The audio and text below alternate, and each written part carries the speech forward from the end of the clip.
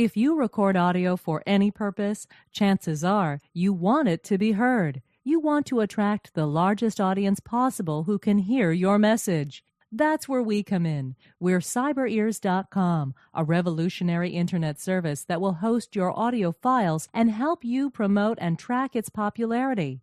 Considering hosting a podcast to the world? We have all the automated tools to make the process as simple and easy as it can be. No technical mumbo-jumbo to work out. CyberEars.com does all the work for you. You record it, we take care of the rest.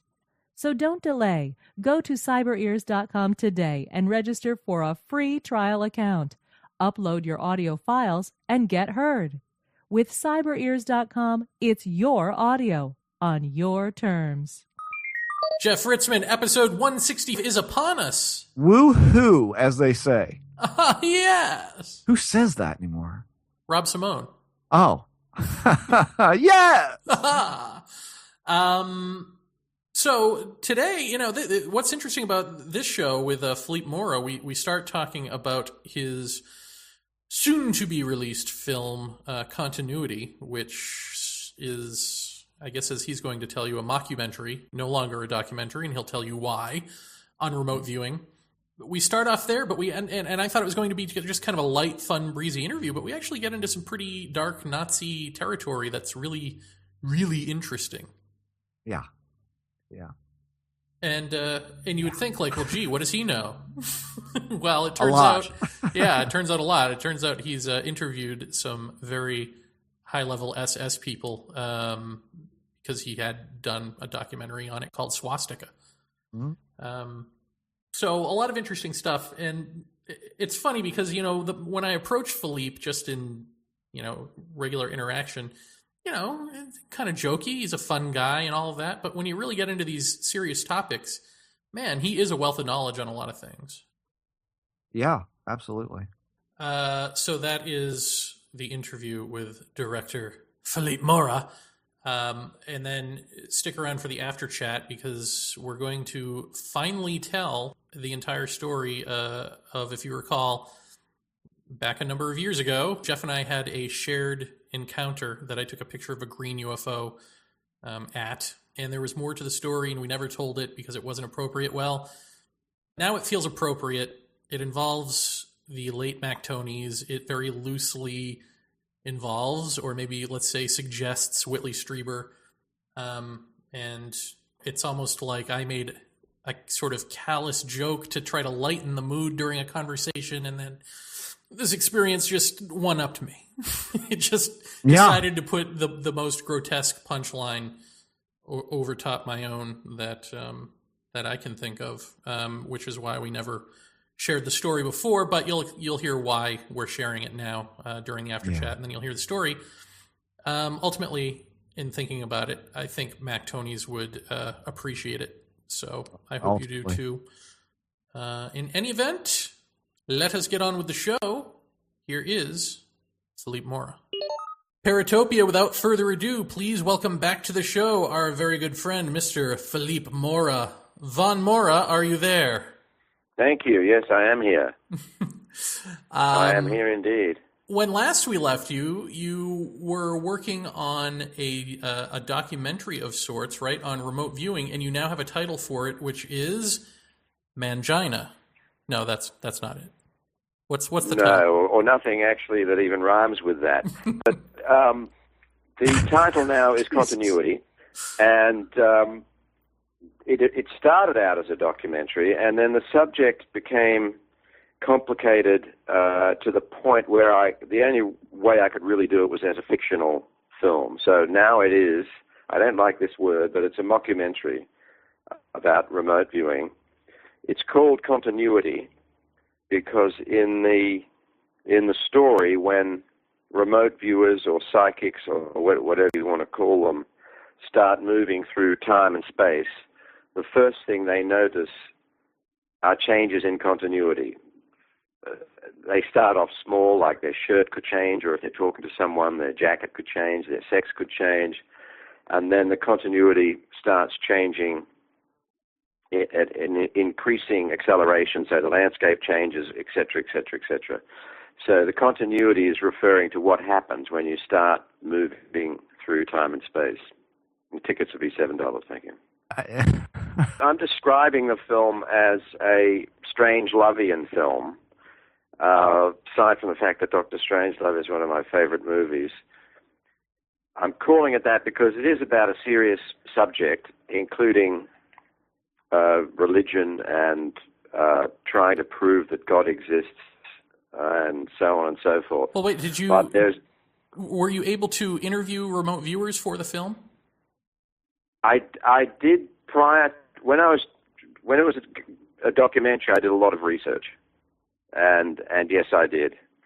And then it's changed, the whole, as I say, the whole thing got too big in my mind to do as a straight documentary.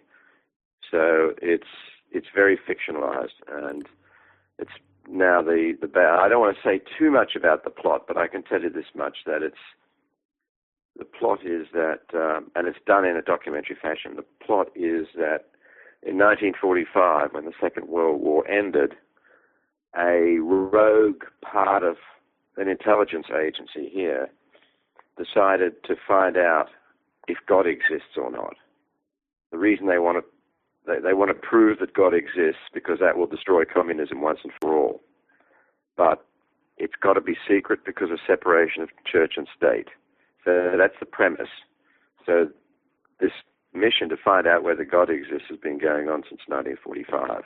And they got involved with remote viewers to send them back in time to the crucifixion and the resurrection and report back and say what happened. So is that based on a truth, or is that your own device? That is my own story. Oh, that's good. I like that. However, as you know, and I think we talked about this before, remote viewing was very seriously, and probably still is, we just don't know, remote viewing was very seriously considered and used by various intelligence agencies and the Army and so on. There's the remote viewing manual and things like that are actually on the Internet. So it's based on those things of fact, but the plot is a fiction. And so when you say that their continuity sort of morphs, their gender morphs and all of that is all factual? That comes from the remote viewers? I have not in those words, no. I wouldn't say in those words, no. But obviously continuity changes because they show up in different places, so that part of it is true. So I've embellished, elaborated, however you want to call it, or extrapolated, maybe the best word for it. I'm very excited about it. It's going to premiere, I believe, in August in Poland at the New Horizons Film Festival, which is the largest film festival in Eastern Europe, in Wrocław, Poland. Wow. Great festival. Cool. Congratulations. Well, so what you're describing there almost sounds more like a hallucinogenic drug trip. Is that sort of how you envision remote viewing? No, not really, no. I mean, look, it depends what you mean by hallucinogenic drug trip, but there was concepts of time travel long before the 60s. So I wouldn't really... the fluidity of the person, the fluidity of the situation, sort of... Yes. Yeah, it's a bit like... I got a bit of it from... They used to call this astral travel. I mean, this has been going on for a while. You know, before the remote viewing, as I understand it historically, was a term that was used by the military to explain to Congress what they were doing. And it had to sound reasonably sensible because they were getting money to fund this.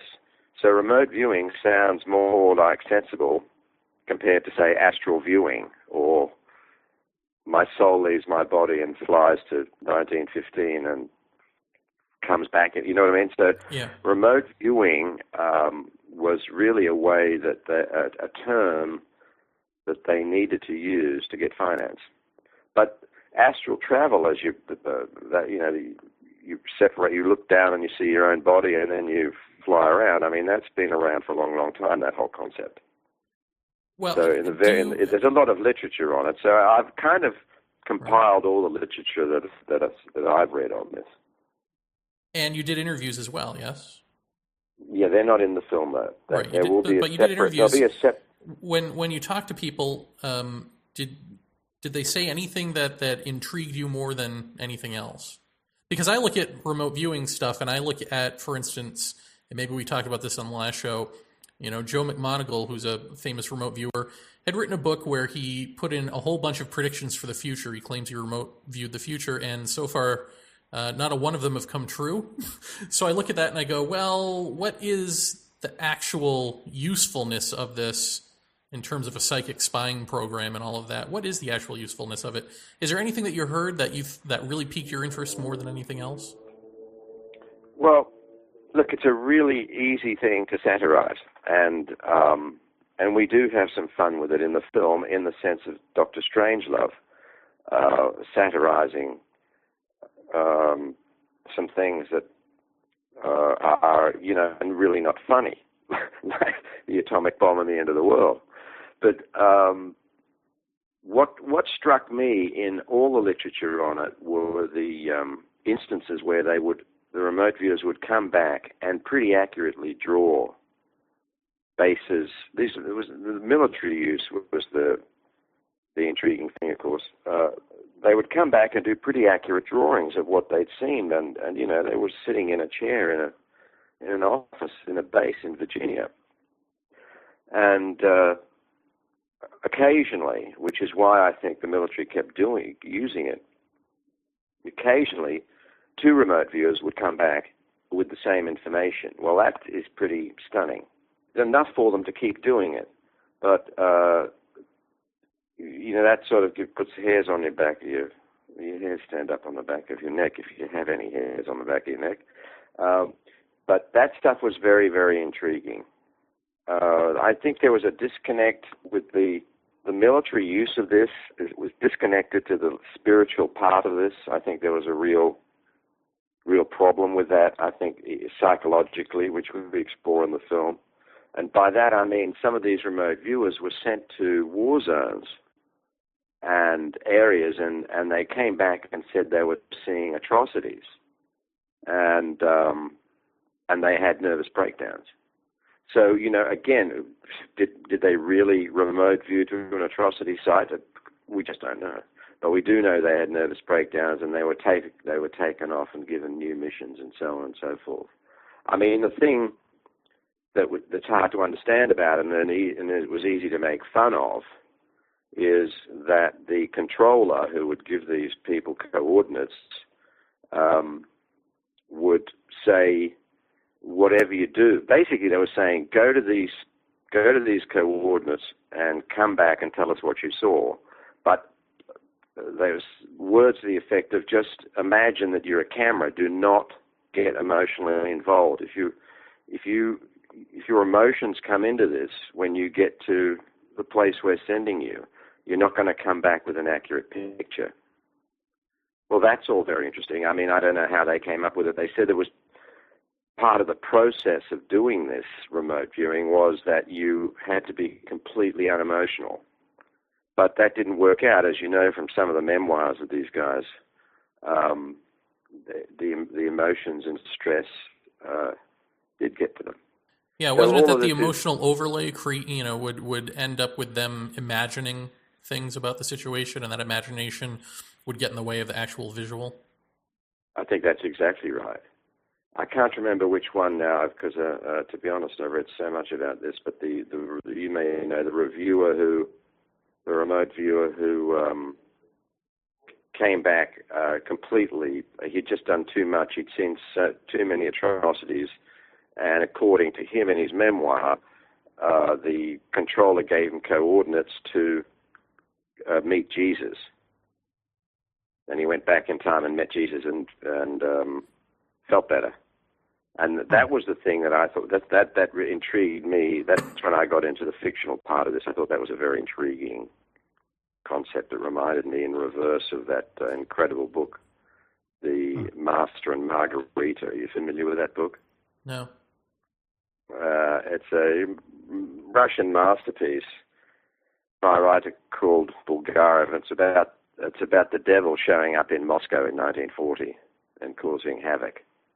And the book was banned and not published while the author was alive because Stalin took it as an offense. I think Stalin took it as a metaphor for his control of Russia as the devil. That's a bit of a detour. So, look, it's a deep subject, all this, as all these subjects seem to be. They're deep wells and you can go in all directions. But I'm very excited about the film because I think it's just bloody entertaining, actually. Philippe, when you talk about basically the head guy overseeing the remote viewers and giving them coordinates, just explain to me what these coordinates are, because as near as I can tell, and you probably know a hell of a lot more about remote viewing than I do, are the coordinates, they are not representative of a location on the Earth. Are they not just numbers that are kind of associated with a place in the overseer's mind as to where he wants them to go? Is that how that works?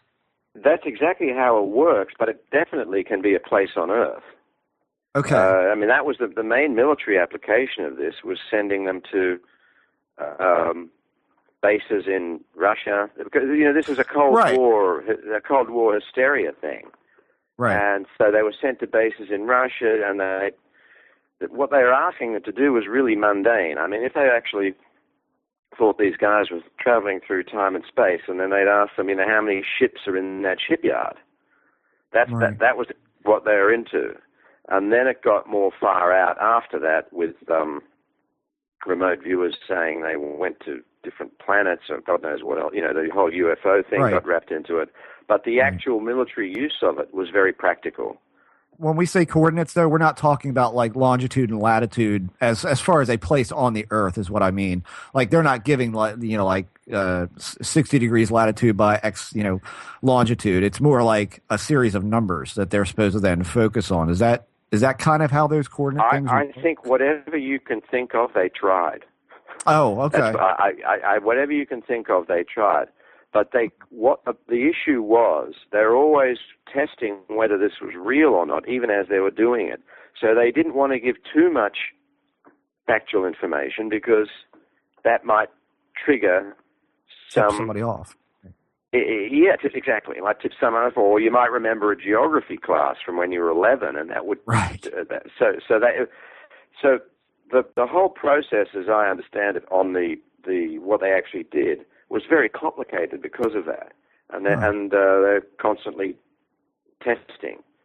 But the drawings of things they saw that match locations. So I don't know. I mean, and there's still a lot we don't know about it, as with all this stuff. So as to what the actual coordinates were, what I can make out, they tried everything.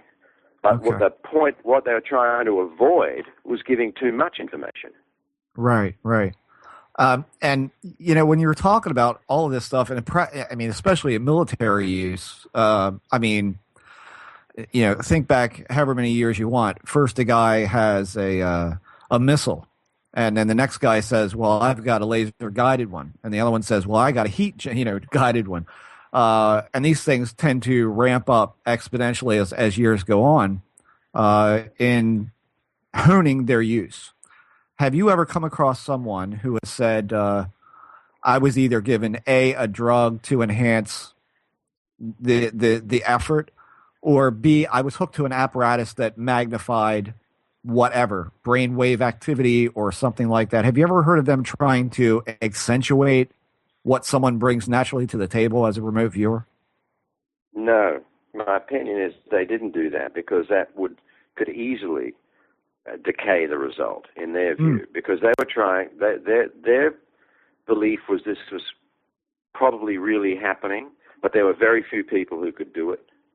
And so any kind of artificial help or enhancement, let's call it, would have distorted it. That's what I think. I think they're very, very sincere about it. As I understand it, initially they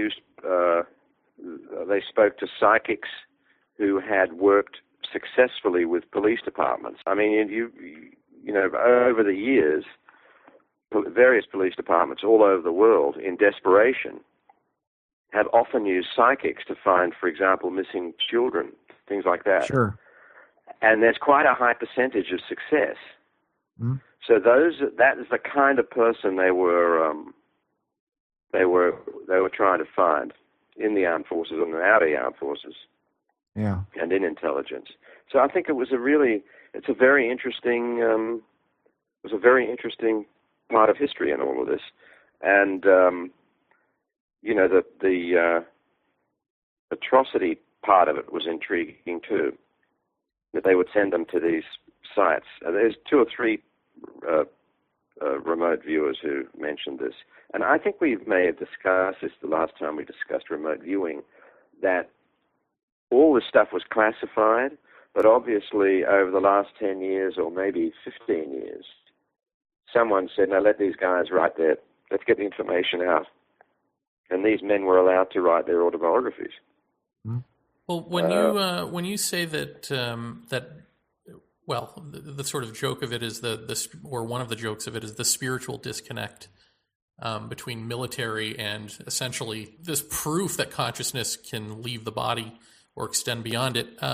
Were there any other spiritual, I don't know, problems that they come up against? Anything that you might say was angelic or demonic, or warning them, you know, you guys are treating your spirituality wrong? Like anything along those lines that you've... No, definitely. Seen? No, I think, let me just... there was definitely, what's it called? The spiritual warrior, you can help me here. There's one famous book, The Psychic Warrior, I think it was called. Right, yeah. I've read that book. Yeah. And... yes, it just became too much for them. Now, exactly why, you know, we don't know. I mean, it is all still shrouded in a bit of mystery, and I think there's always been a part of every government, not just the U.S., but every government's always been the British, the Germans, certainly, the French. There's a part of the government, the Vatican, who are searching out these esoteric, non-mainstream areas. I mean, fascinating to me was that, which you probably discussed on Paratopia, that the UFO expert in the Vatican, the bishop, who before he died came out and was saying, look, if aliens exist, they're not demonic. It just shows it's all part of God's, you know, rich tapestry.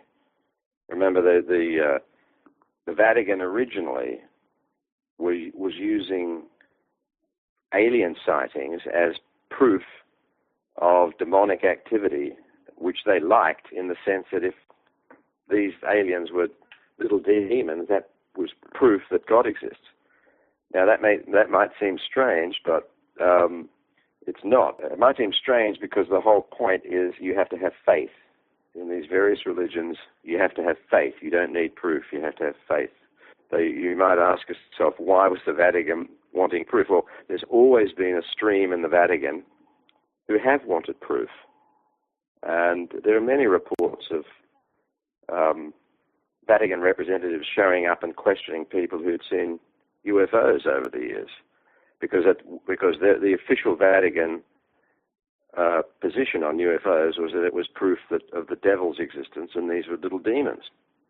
But that changed over the last 10 years with this new Vatican position, that they're not demonic. They're just, you know, they don't disprove that they're just part of God's creatures.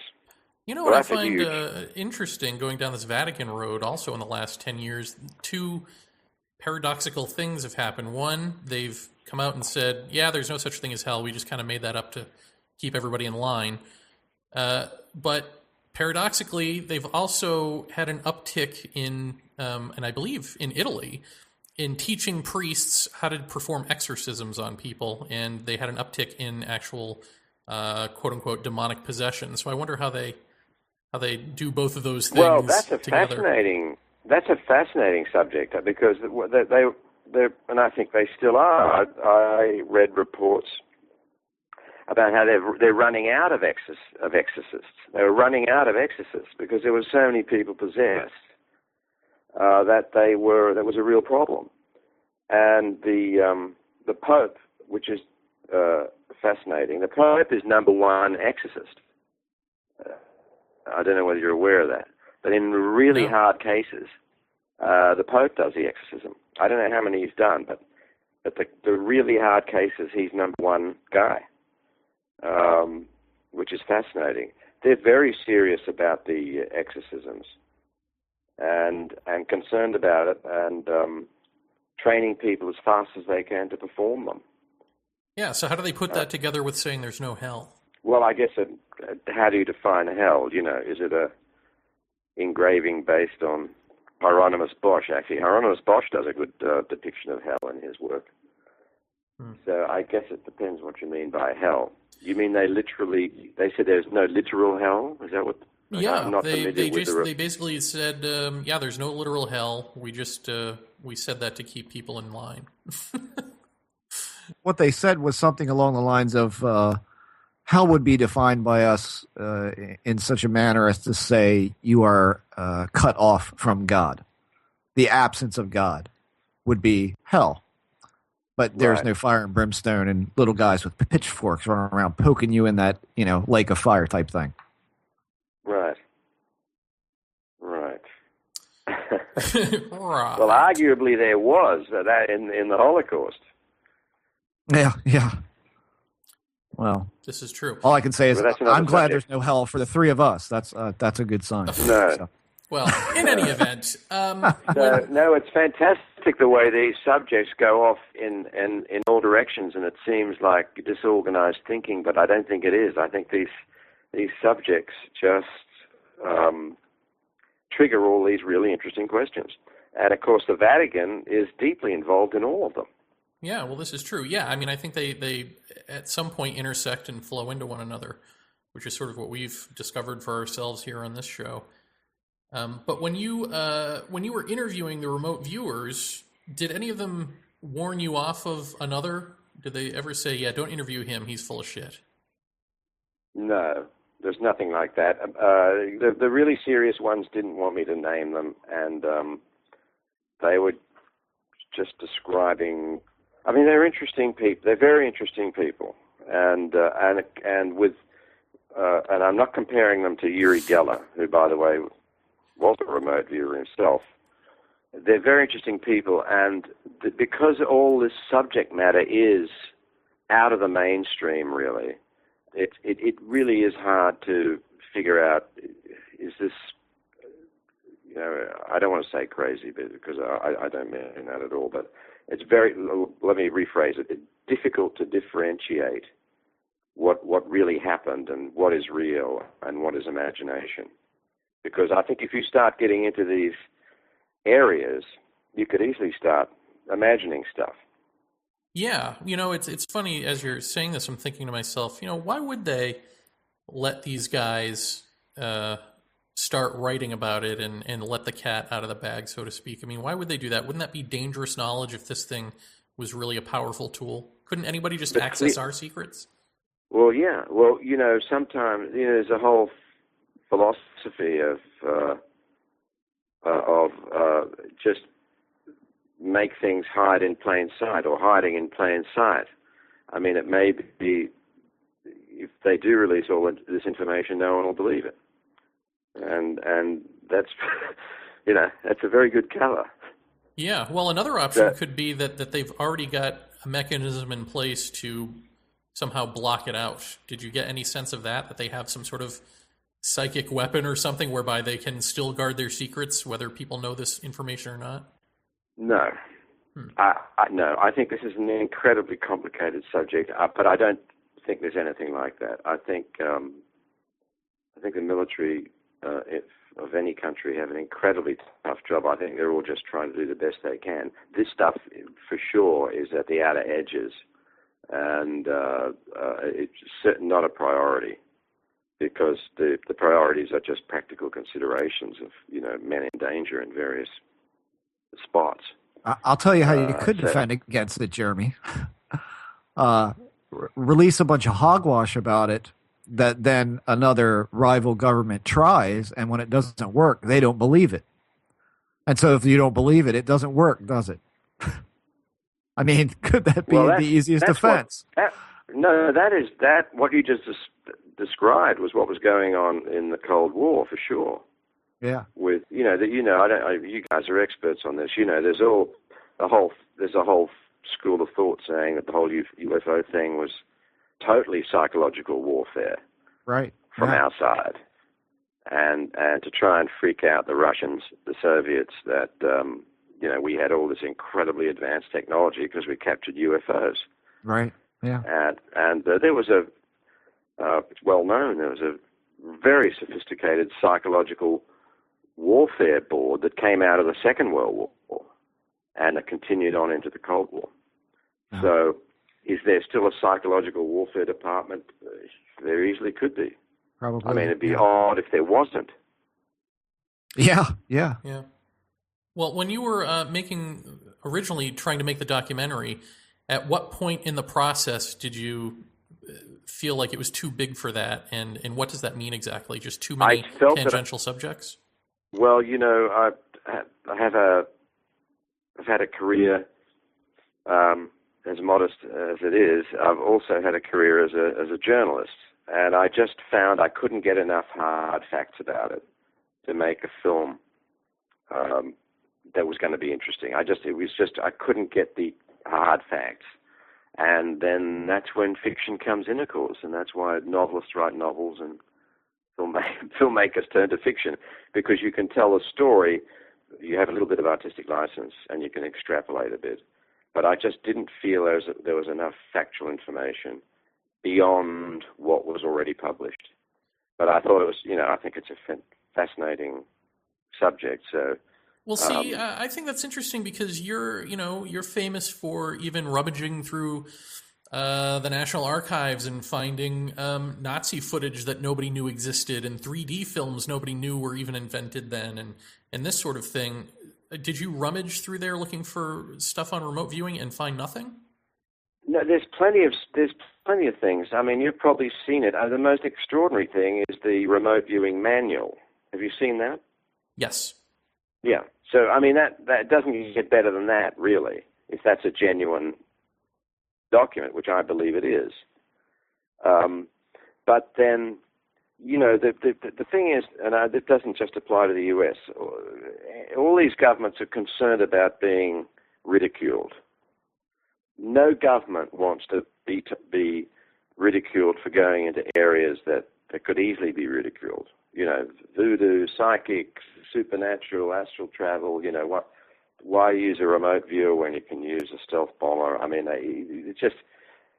So, at a certain point, the information is going to stop. And we're not going to know what's going on.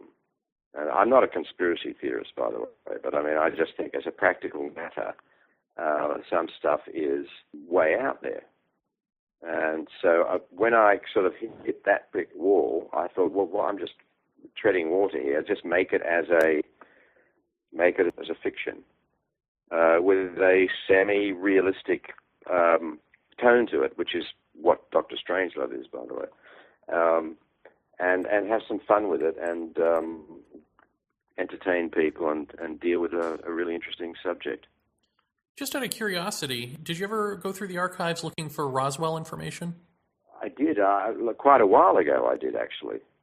Yeah, no, I did. I was involved in that release. You can help me here. There was a release of the Majestic 12 documents, and I was in Washington at a UFO conference. This would be 88, I'm thinking 88, something like that. And that's when I'd already made Communion, or maybe it was 89. And there were a lot of people there. They were all UFO abductees. I was there with Whitley Strieber.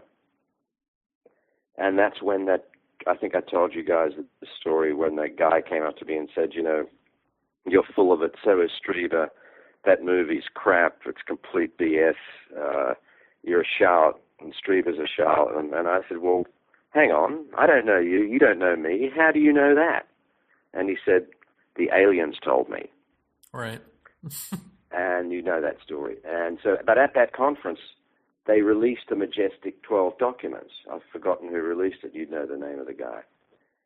And I went to the archives. I had a pass to go into the archives because of my previous documentaries and everything. And I tried to find, I've forgotten is it Twining? Yeah. Yeah, Twining. It was General Twining. So, and I went in and tried to find the documents referred. I couldn't find anything, but I did find, and I held it in my hand, the one document that they said was referred to a Majestic 12 meeting. The Twining document. Are you familiar with that? Yeah, barely, but yeah. yeah. So anyway, so they gave me the box. I was in the room, National Archives of the U.S., Washington, D.C. Pull it out. I look at it. I read it. There it is. And then put it back. They took it away. And then the skeptics said, well, that must have been planted by someone. Someone came in and planted that. And then there was all discussions about the typeface and the kind of paper and blah, blah, blah, blah, blah, blah. Right. So have I been through the archives looking for this stuff? Yes. And there's not much on it. What about when you were rummaging through old Nazi stuff? Did you ever find anything about Nazi UFOs, the Nazi bell, any of those sorts of mythological things? Yes. I mean, there's a lot of material. I mean, no one really knows what it was actually the SS were really out there. The SS scientists were doing all kinds of weird stuff. From 1942 on, when they knew they had lost, basically, they were getting into all desperate kinds of stuff, how do you turn a Frankfurter into fuel for a tank? And I mean, it was really weird. That's not what they're actually doing. That's just a metaphor. Right. There was a part of the SS which was completely crazy, where they're, conjuring pagan gods, and Himmler would sit around at round table and blah, blah, blah, and blah, blah, blah. The big deal was the atomic bomb. And they just didn't have the resources to build it. And they had a Heisenberg, and this is all famous. I'm not telling you anything you're not readily available, you don't know, but the big deal was conceptually they didn't realize, thank God, they didn't realize that we had the resources to actually make one. They knew how to do it, but they didn't have the money because we were bombing the Allies were bombing the hell out of them, and they were just day to day. Were moving labs around and so on and so forth. But they were very aware. They knew how to do it. Heisenberg knew how to do it, and they didn't believe that we would be spending that amount of money doing it. So, I mean, that they didn't have any. They didn't have anything bigger than the atomic bomb, but they knew how. They were actively working on it. They were working on there was a heavy water thing in Norway that we were bombing, thank God, and so on and so forth. But so the bell and all time travel, UFOs, that's really nothing compared to the reality of building an atomic bomb, which they were doing. And then at one point, the Army, who were in charge of it, said, you know what, this is not going to help us win. We can't build this fast enough to help us in the war. And the Allies are invading, so we're handing over the atomic bomb. We're handing this back over to the civilians, which I think they did in 1943. And that was the end of it. So they kept researching, but they just didn't have the resource. All those stealth planes, all that stuff they were way ahead on that. And the reason they were way ahead on the rockets and V1, V2 is because Hitler was asking for immediate results. Because they were losing the war, Hitler wanted immediate results. So the Speer, who was in charge of all of this, he recognized pretty fast that they couldn't build an atomic bomb fast enough, but they could build rockets, which is what they did. Well, see, this sort of gets into something that Jeff is fond of saying, which is we don't know what the government or any governments of the world actually have in terms of military weapons, and so we can't say that these UFO sightings represent anything other than possibly our own secret military. In all of your studies, do you get the sense that we have anything that is as far out, as far advanced as some of the things that are reported in these UFO files? That's a good question. I mean, I saw, that's years ago now, and I guess I was driving near Edwards Air Force Base here, and was scouting for locations for some movie, and we saw a stealth bomber fly over us, and I tell you, it was like, oh my God, aliens. I mean, it was so incredible at that time, and seeing it physically, and it was just more, it was way more strange than anything in a Hollywood movie you've ever seen. I mean, because Hollywood movies are basically cheesy by definition, but actually seeing this thing, it was like, wow, holy shit. So, it was like, it was just like incredible. Just the feeling you got looking at it. That's years ago. So, would they have advanced on that? You bet they have. Civilian, I don't know what they've got going, but I mean, but historically, there's probably incredible things.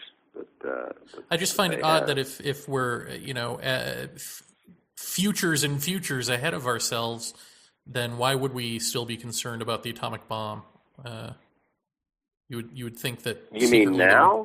Yeah, now, or even back then. I mean, if they really had anything revolving around time travel or any of that stuff, why would they care about the bomb? Well, back then they cared about the bomb because they didn't want the Nazis to get it, because they knew that it was the most explosive device. Right. No, I mean the Nazis. I mean if the Nazis actually had anything. I guess I was thinking, in terms of if the Nazis were really, looking into time travel and looking into all of these sorts of alternatives, if they'd found anything, wouldn't that make the bomb superfluous?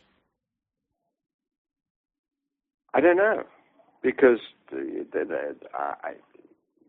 I don't know that.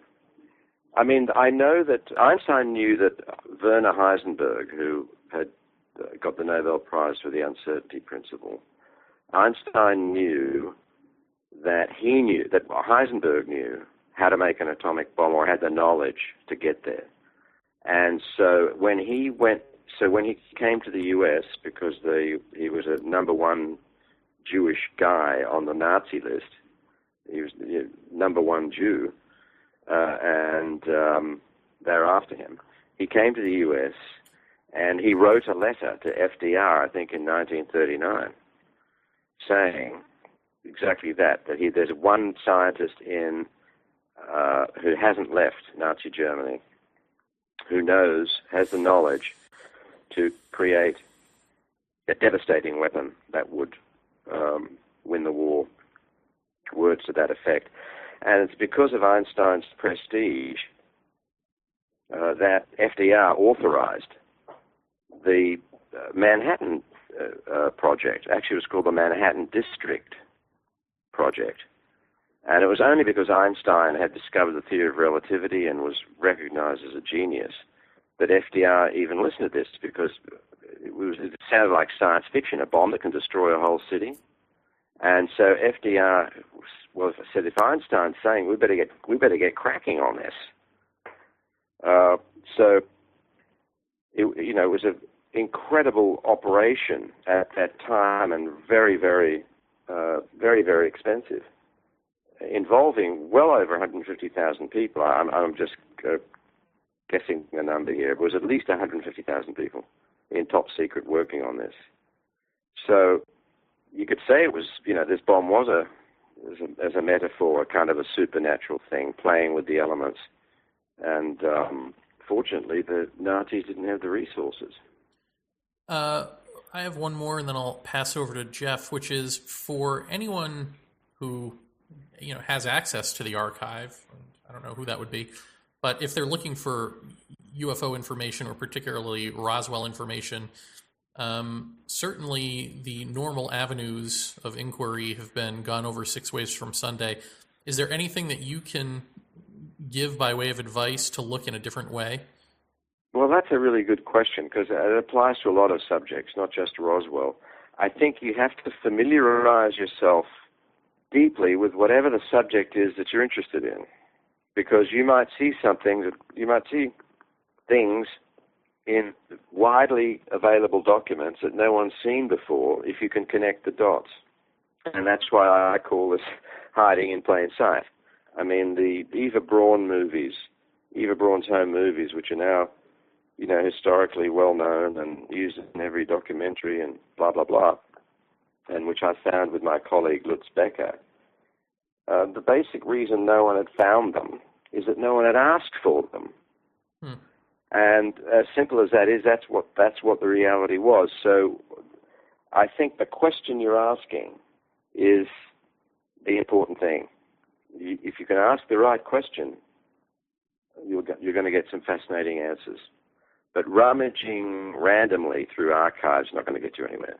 But the specific it's incredible what's online at the moment. I mean, and will be forever. I mean, this digital thing is, it's a cliche to say it, but it's a revolution in information.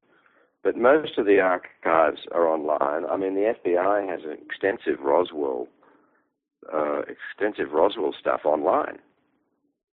Just go to the FBI site and search Roswell. You'll see all this stuff. It's fascinating. And UFOs, by the way. Right. It's all hiding in plain sight. That's my... That's your pat answer. That's my pat. I was going to say glib because it's a bigger word than pat. Wow.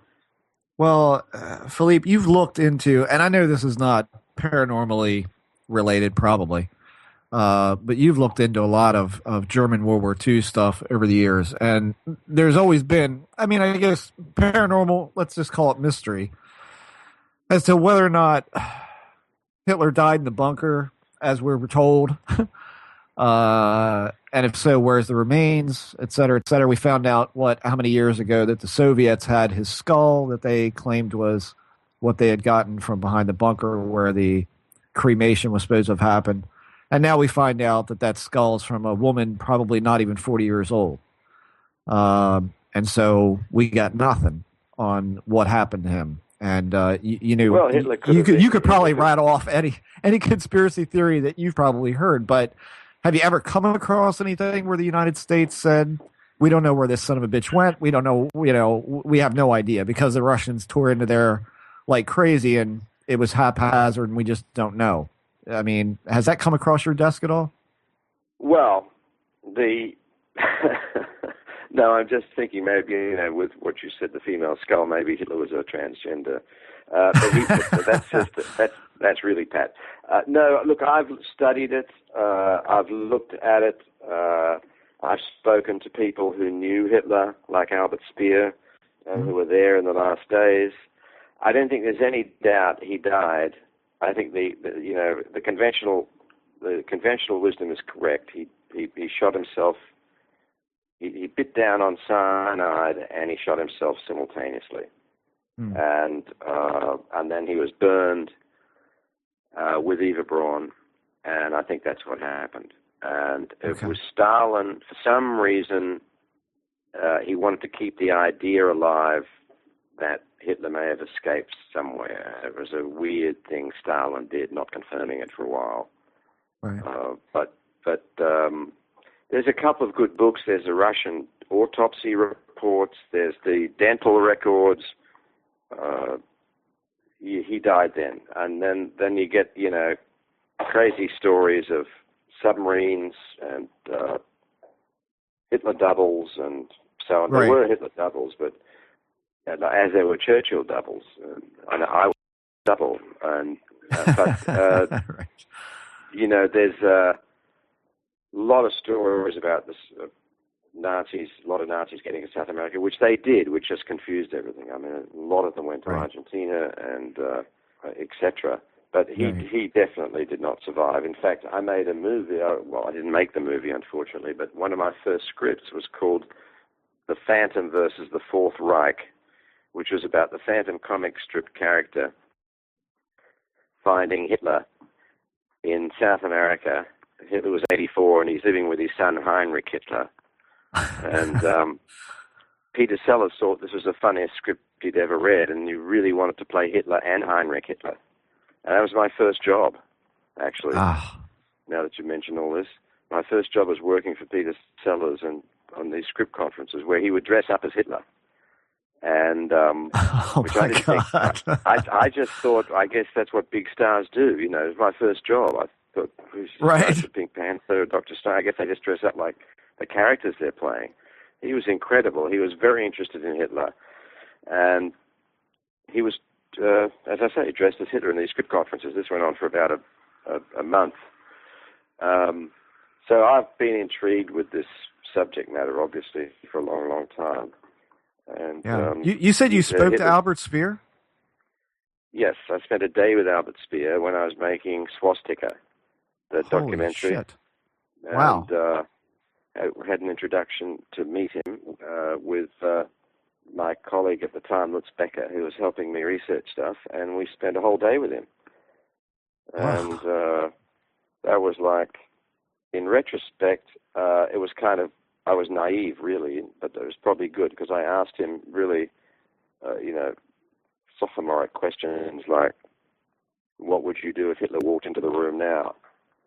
And he said, well, if Hitler walked into the room now, his personality was so strong, I'm sure I'd be compelled to do what he asked me to do. Huh. Which, if he'd said that at Nuremberg, by the way, he would have been hung. Well, absolutely, yeah. But I think it was because I was 22, no threat. He was just quite honest to that extent. His English was really Dr. Strangelove English, getting back to that reference, but very good English. And that was a very interesting day.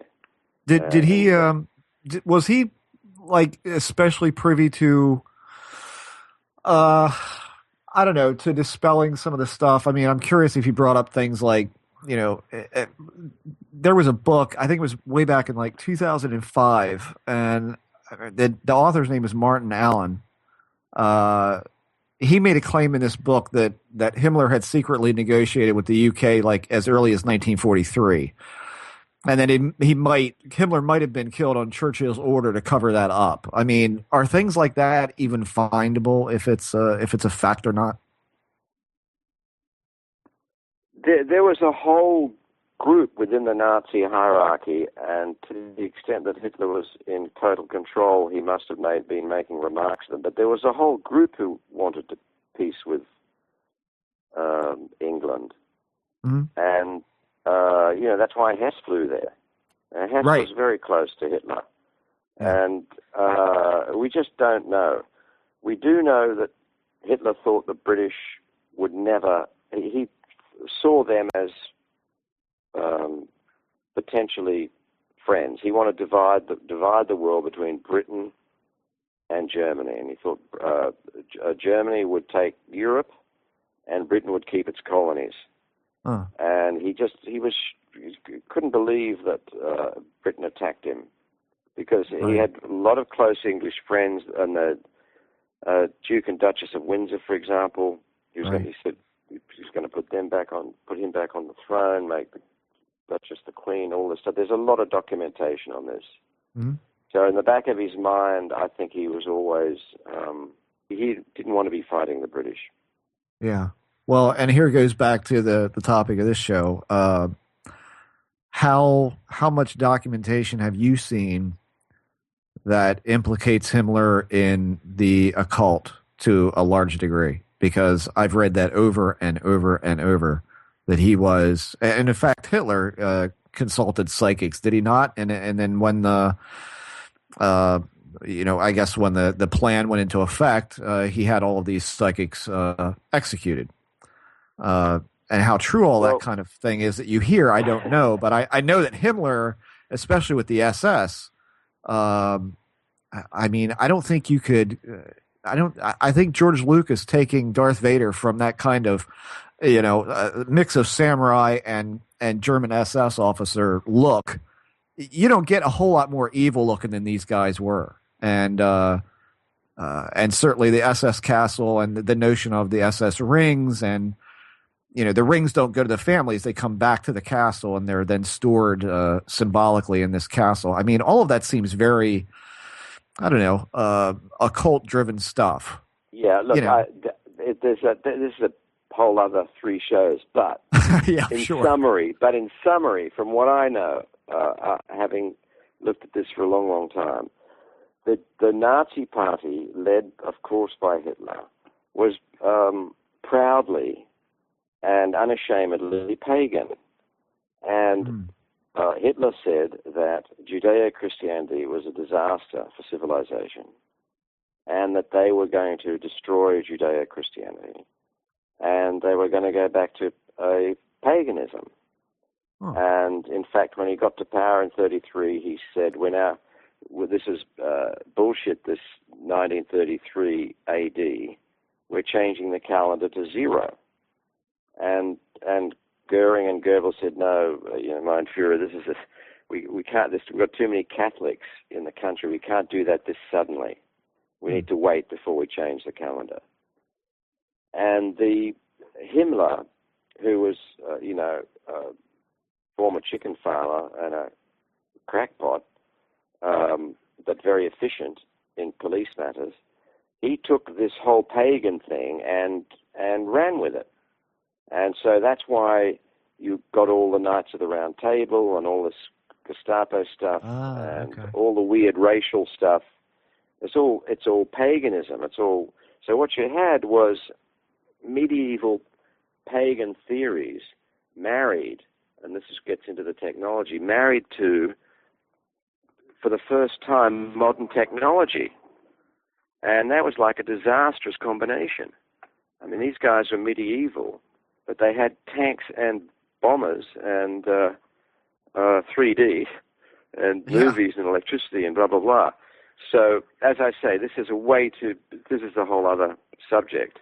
Are there documents? There's a ton of documents. There's absolute ton of documents. But the basic thing was they were pagans and proud of it.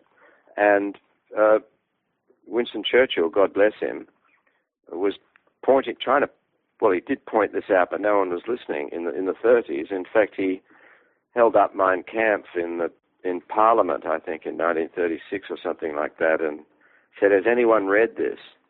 Because I have, and the pagans are coming. Huh. So, that whole, the twisted cross, the whole thing, it's fascinating stuff. But basically, that was their plan, get rid of Judeo-Christianity and start again. In fact, Hitler also wanted to bomb the Vatican. And again, Hitler was the most radical of them. And again, Goebbels said, no, we can't bomb the Vatican. This is too early. It's too early. So there you go. Yeah.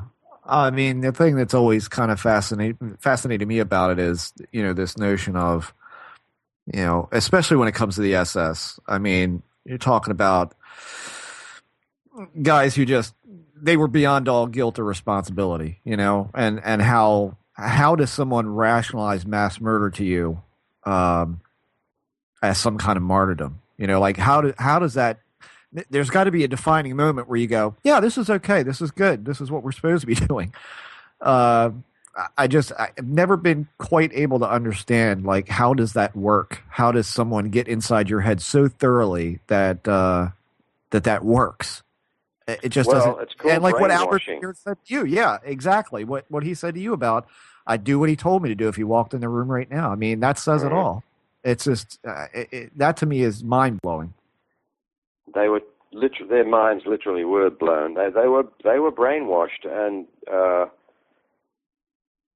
they had a deluge. This is not to give them an alibi or anything, but no society had been subjected to that total mind control involving all media, and media that no one had even knew existed. They had television in 1936. I mean, so film, television, ritual, coercion.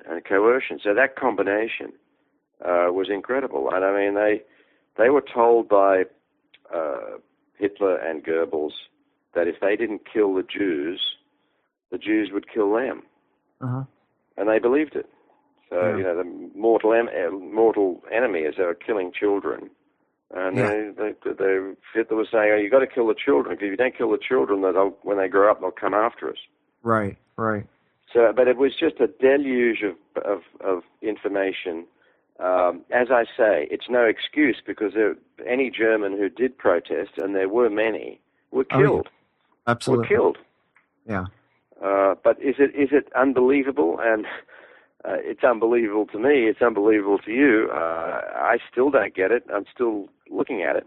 But in very broad strokes, it was medieval thoughts and pagans joined to modern technology, and that is scary.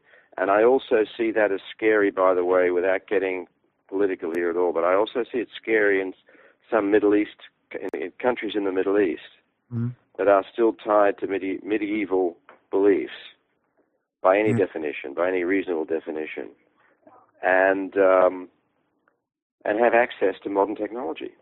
Yeah. History's shown us that that's a really dangerous combo. Yeah. Well, I wanted to kind of bring it back around to remote viewing, because I'm not sure if I think I probably mentioned this on the show after we had you on the last time, because I've always been wishy-washy on remote viewing.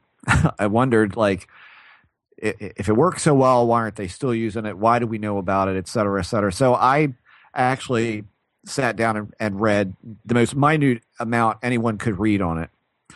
And I went out and I told my wife, I said, I want you to write down a number 7 digits long.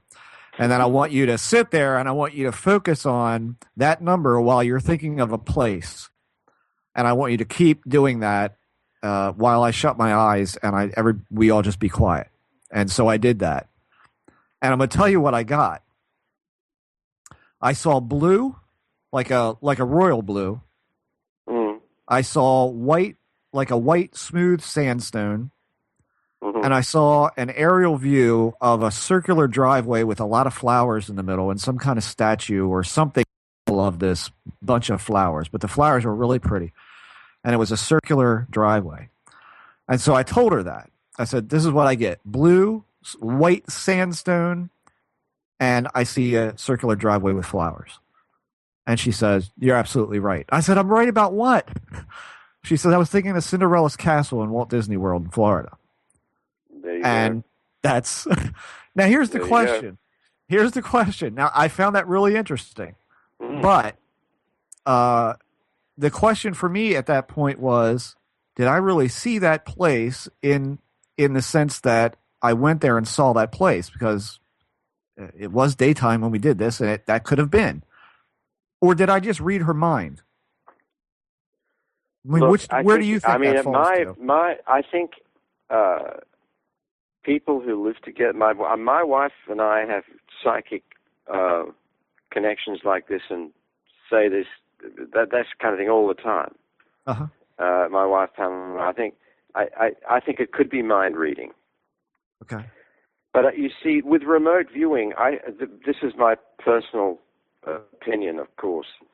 I think it's a real thing, but I don't think there are many people who can really do it. Ah, okay. There's millions of us on the planet at the moment, but you've heard all the cliches about this part of our brain isn't developed and so on and so forth. Sure. I'm sure that that the people can do it, and they're probably very freaky and disoriented. You don't think this is something someone can learn? In other words, like all of these things you see online where you too can learn to do this, you don't think that that's a possibility? I think No, I think it's more of a gift or part of the brain that was developed when you're a kid or something. I think that's my opinion. I mean, I don't know. I find it hard to believe you can be trained. Maybe you can, but even then you'd have to have a kind of a blank slate. Yeah, no preconceived notion about it at all. No.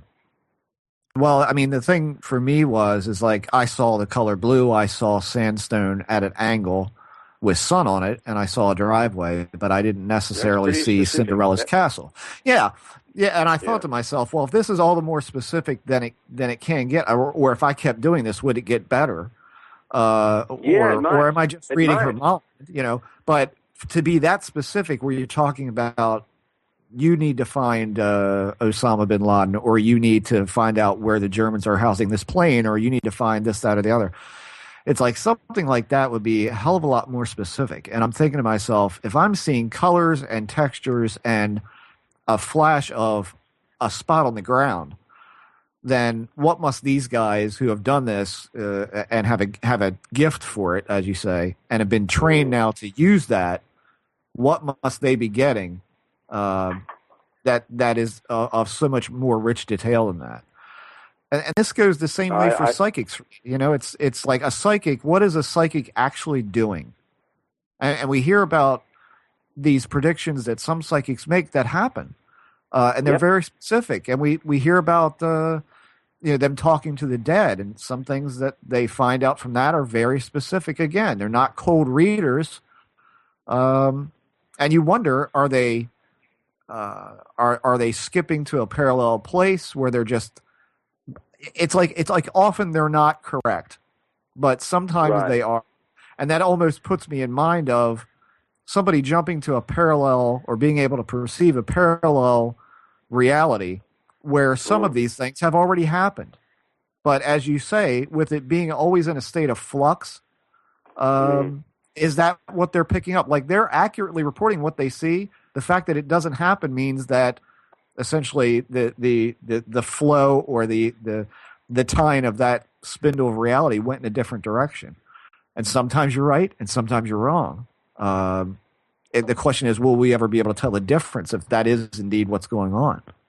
Well, I think it's a bit, as a metaphor, I think it's if you compare us to a radio, and we're turning that dial around, and we're picking up this and that and weird stuff and bits and pieces and incoherent things, and sometimes you lock onto a station, you listen for a while. All right. I think it's a bit like that. Mm-hmm. Yeah. Yeah. I think it's a real thing, but as I say, it's gifted people can do it. Yeah. Yeah.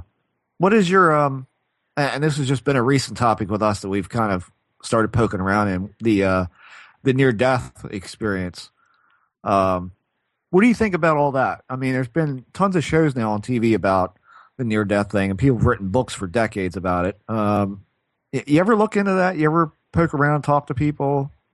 I really haven't. No, to be honest with you, I really haven't. You mean coming back from the dead, or you mean? Yeah. No, look, I really haven't. My last encounter was Edward G. Robinson in Soylent Green. No.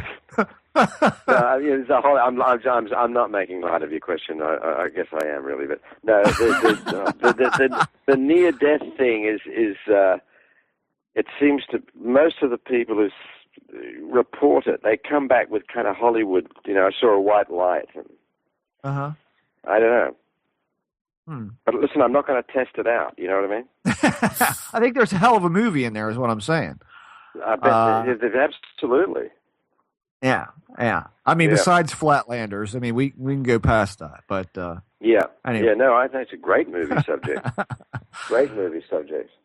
Yeah. But every time we have a conversation, guys, we come up with at least a dozen movies. That's right. And that's a good thing.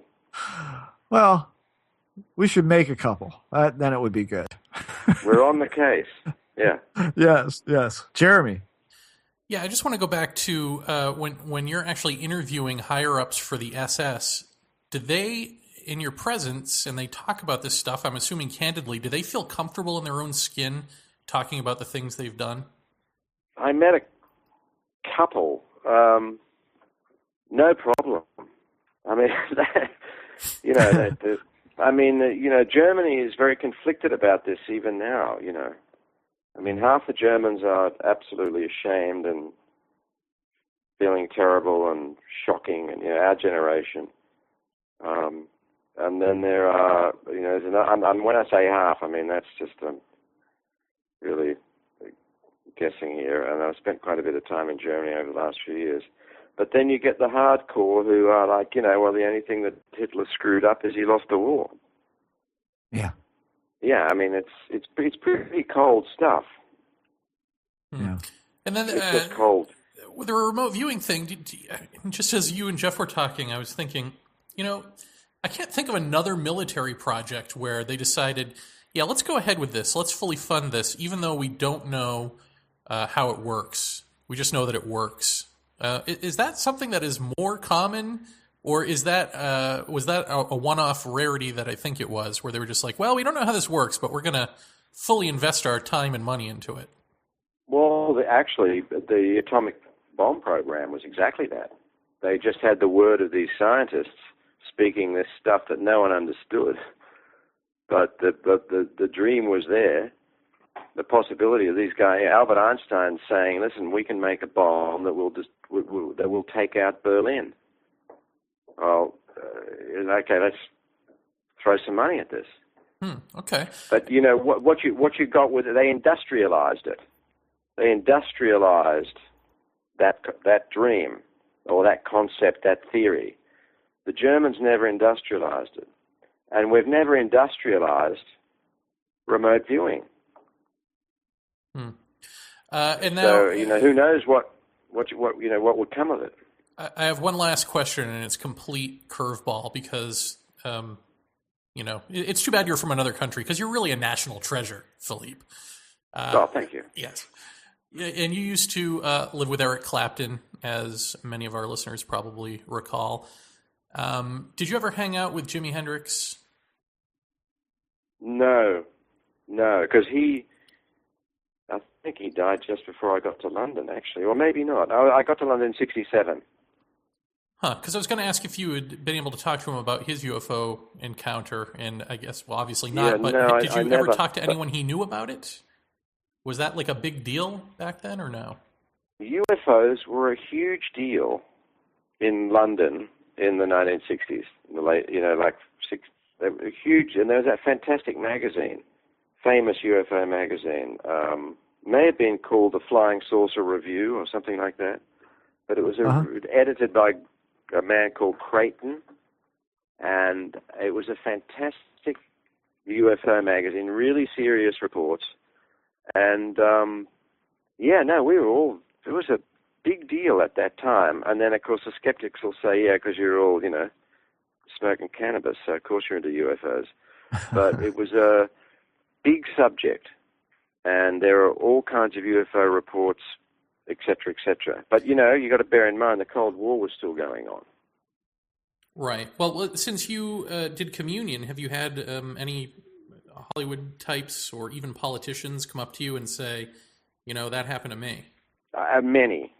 I don't know about politicians or Hollywood types, but I mean people. I try and avoid Hollywood types, even though I'm in Hollywood.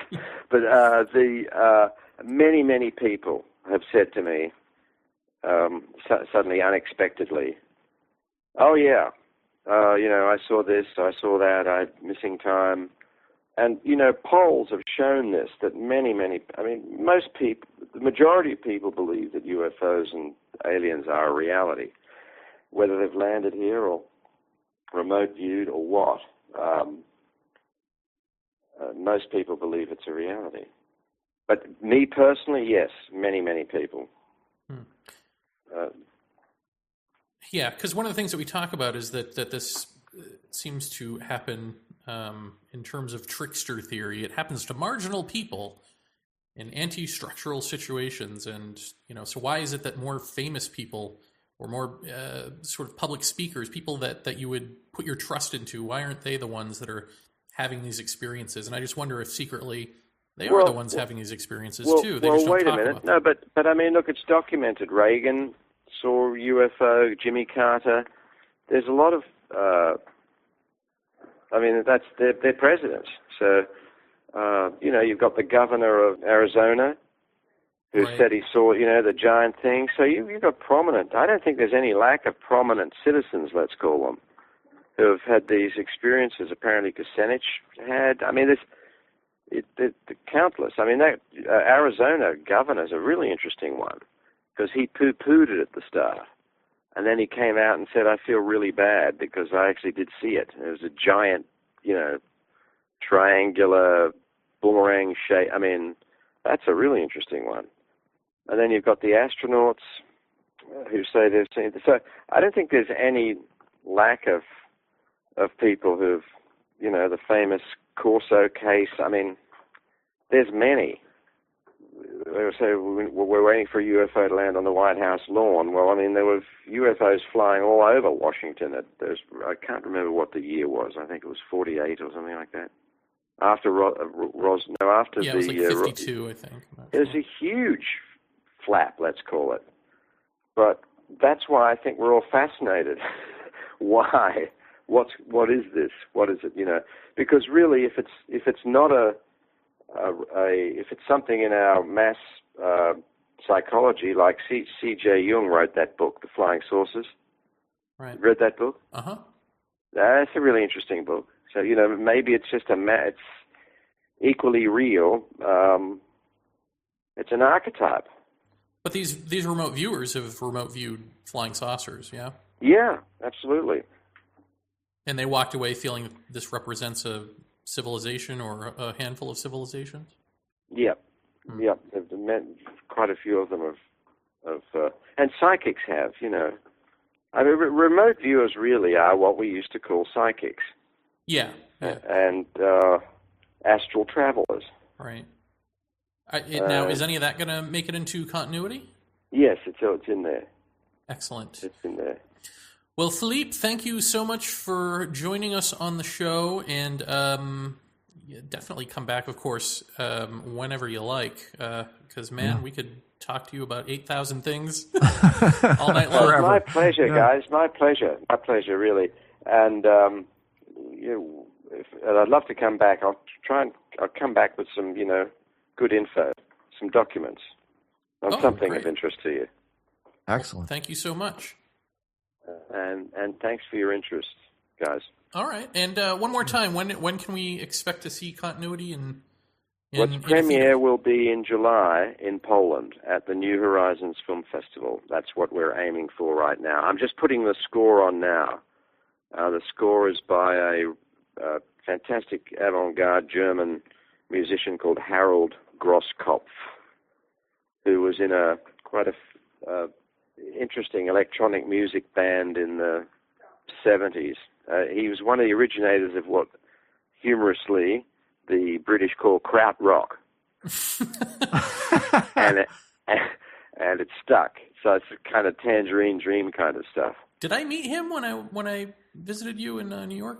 Yeah, you met Harold. Yeah. That's him, Mr. Krautrock. Oh, great. Yeah. Very good. And the funny thing was, the Musical Express in London called it krautrock in the 70s in a derogatory way. But the Germans didn't realize it was derogatory, and they picked it up and they said, yeah, we're krautrock.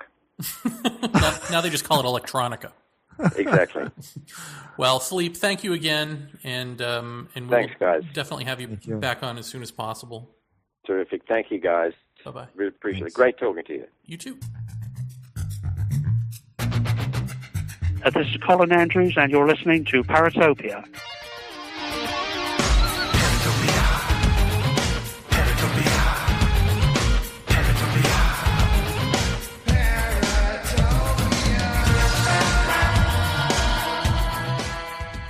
So the Jeff. So the Jer. That was a fascinating ride, as we are used to with one Philippe Mora. That's right. Yeah. Philippe's always a great guy to talk to. I mean, because you can go anywhere with him. I mean, you can go from Nazis to to the occult to flying saucers to whatever else. And who doesn't want to go to Nazis, frankly? Yeah, well, that's true. Wait a minute. What?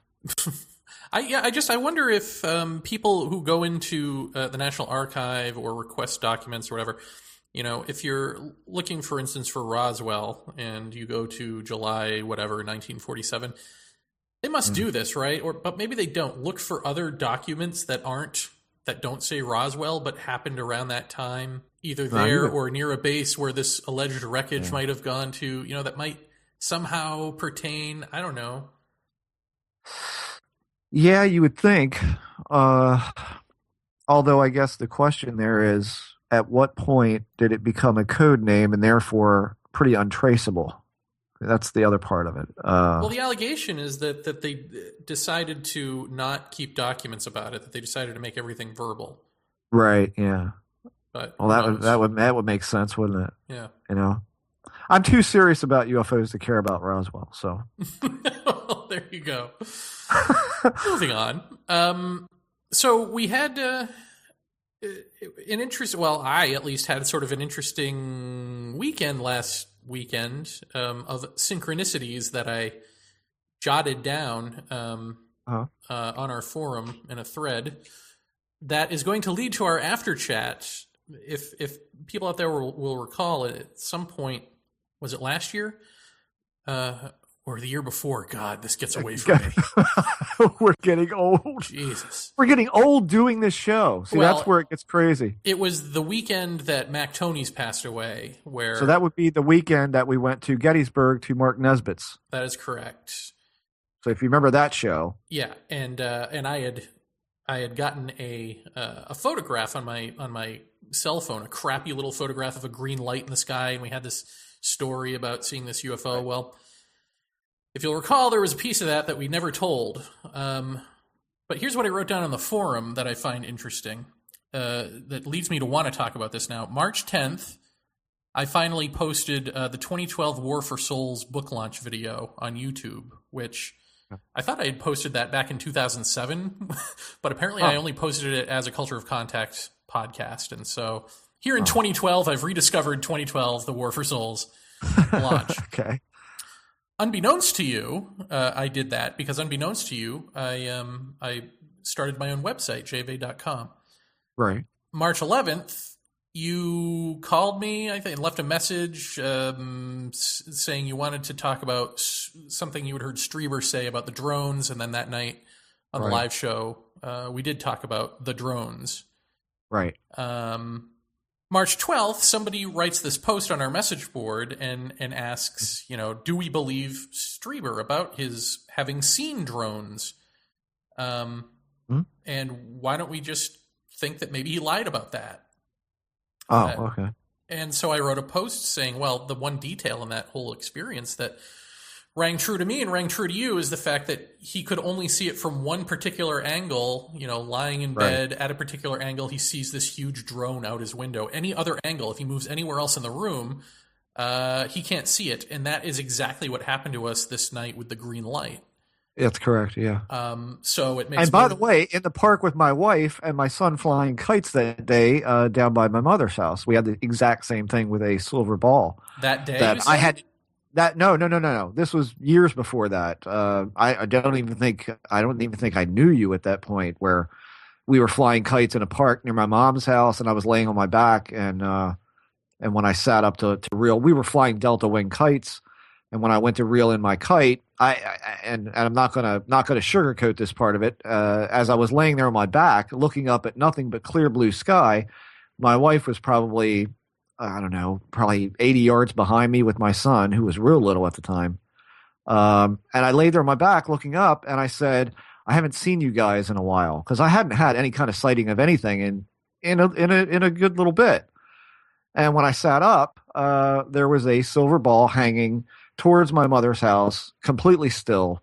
And I called Lisa down to look at it. She could not see it. She was standing right beside me. And until I drug her by the shoulders over in front, she could not see it. And it had that same effect of almost like a tunnel, just for you, dude, type of effect to it. If you literally stepped 1 foot to the left or right, it was gone. It faded out. So yeah, I had that as well in that situation. Did you say you drugged her? I dragged her. Oh, dragged her. Those are different. It's late. I'm tired. It's been a rough freaking day. Whichever one you did, be it as it Right. may. So on March 12th, I have this interaction with this person on this message board, Right. and explain this about why it is that I believe Strieber that he did see drones, even though I don't believe those are the drones he was looking for. I think he was shown what he had been concentrating on, as we've talked about on this show. So I have this interaction with this person on March 12th, and now I've got this epiphany that not only that, but the piece of the experience that we never spoke about publicly involving this green light was a grim joke played by the phenomena involving Strieber's book, 2012, The War for Souls. And then also on March 12th, we confirmed this week's guest, Philippe Mora, who directed Communion. So with all of this, with all of this Whitney Strieber synchronicity weirdness, I thought, okay, maybe it's time now that we share this story with people. Yeah, the whole thing, I guess, is the. And it is grim in some ways, or the joke is kind of, I don't know, sick or something. And so we do obviously we mean no disrespect to the deceased. Absolutely not. But this is just what happened. So here you go. I'll put it to you this way: if he were around, I think he would say, yeah, definitely talk about this, because this, as well as a synchronistic thing for us talking about it, I think this is also something that he would have ultimately appreciated. Well, that's true. Just knowing him. Yeah, we're talking about Mac Tonnies, and actually, right after this happened to us, probably insensitively by accident. Now that I think about it, I emailed Paul Kimball the story because they were besties. Right. Just saying, should we talk about this on the show or not? Because he had just passed away. And I probably should have waited on that because, Paul is in grieving mode. His friend just passed away. And now he's got this crazy story from me. But his answer was, I wouldn't talk about it now or I will destroy you. As best I possibly can with Greg Bishop and Nick Redfern. We'll come after you and destroy you. But Mac Tonnies would have appreciated it and, would probably it'd be fine to speak about it at some point. So I'm going to say now is that point. And so what happened was I had just finished reading Strieber's book, 2012, The War for Souls. Yeah, it was probably the day after we had come home. It definitely wasn't that night because we came home and crapped out because we'd been up all night at Mark's. And so we came home and everybody in the house flaked out for a number of hours. Then we had dinner that night. I think we went to bed. And then the next day I went to work. You were here. And then I took you up to the bus stop. So it would have been a Monday, I believe. Okay. That when the event happened. But when we actually talked about it, was that whatever night it was is going to be inconsequential to the story, but I think you're right. I think it was probably that Monday, because I think when we referenced it during the event, it was you saying, remember what we talked about, right? But in any event, what we were talking about was 2012 The War for Souls. It's a novel that Strieber wrote that I thought was really good, and I was just describing it to Jeff, and one of the things I was talking about was this idea that he has that there were soul batteries. You've got this reptilian race from a parallel world who use human souls to sort of battery things. And I don't think Strieber invented that idea, because I think that was something that came up when archaeologists found the alleged batteries in, was it ancient Egypt or Sumeria? Where they found these clay pots that they think were actually batteries. Well, they couldn't have known battery technology, so they must be the souls of humans that these things are running on, Right, yeah. That sort of thing. So I don't know. So somehow we were talking about that. And we were also talking about Mac Tonnies because he had just passed away, and, how awful that was. Yeah, I mean, just how unbelievably shocking that was. I mean, I was in the car. I don't even think I picked you up yet, and you called me from the bus to tell me that Mac had passed away, and I was like, "Who? What?" And I think all that weekend we were kind of I don't know. I think every time we were just quiet at Mark's, like, you know, his name, like we talked about him a lot that weekend. I remember that for sure. Just how crazy that was to us, how completely shocking that was. So I think the whole weekend was kind of tinged with just the jaw drop of that whole time, because I don't think any passing in ufology that has really been that close to us, except for Mac. I mean, I talked to him on another show a couple times, I think. It was really strangely close to home, I guess is the way to put it. Well, as you were talking, I just pulled up my my letter to Kimball, and I realized I've got it all outlined here. So actually, we were discussing all of this over dinner right. that night before you brought me to the bus station. Right. And what I wrote is, over dinner we were discussing Mac. Jeff was saying, wherever he is, at least he knows the answer to everything he's been wondering. Yeah. I, in my twisted way, tried to lighten the mood with the morose thought he probably got sucked into a soul-powered battery by reptilians and is now fueling their ship. Yeah. So that's, that was me being my snarky self and trying to, laugh away grief. But cut to later that night where we're at the bus stop and, Jeff is facing me and I'm facing out. We're both outdoors. We're at this bus stop waiting for my bus to New York. And I see this white light, this sort of cream-colored light, getting closer and closer, and then like winking out. And I think I might have seen this twice. Yeah. I don't think I said anything the first time, or maybe I did, and you were just like, well, it's a plane, and then we just continued talking, and then I saw it again. And then you saw it, yes? Yes. You saw the cream one before the green, yeah? I did, yes. And so that sort of piqued your interest because, it's pretty clear that this is not, you can see where the flight path is of the planes, and this is not along that trajectory. It's also very bright. Yeah, it was way too bright to be any kind of landing lights or anything like that. Yeah, and it was high up in the sky, but then it changed. But then once we both started watching it, like the next time we saw it, it wasn't it anymore. It was green. There was a green light now, and it was a little bit lower in the sky, but it was doing the same thing. Yeah. You have to understand, this is at what was known as Baltimore Travel Plaza, and it would be right off of Interstate 95. Going into Baltimore, and we're standing there, and if anybody lives in the area, I know that a couple listeners are around here, you can go probably down to that building still. I'm not sure if it's still there. I know it's not a bus terminal anymore because I had to drive Jeremy down behind Ravens Stadium last time he was here.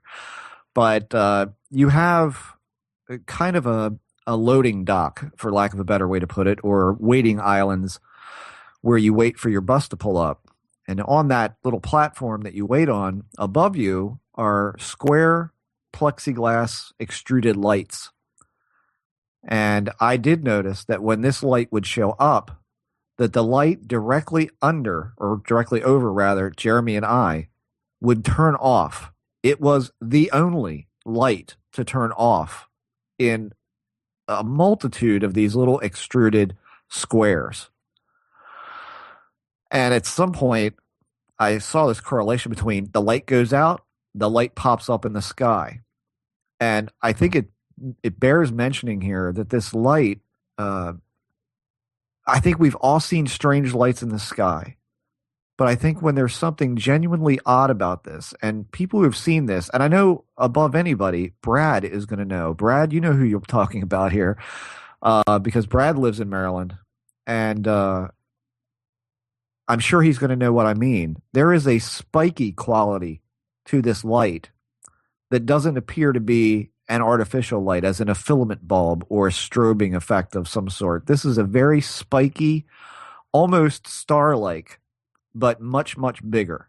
I mean, you're talking about, you could probably fit 35 stars in the size of this light.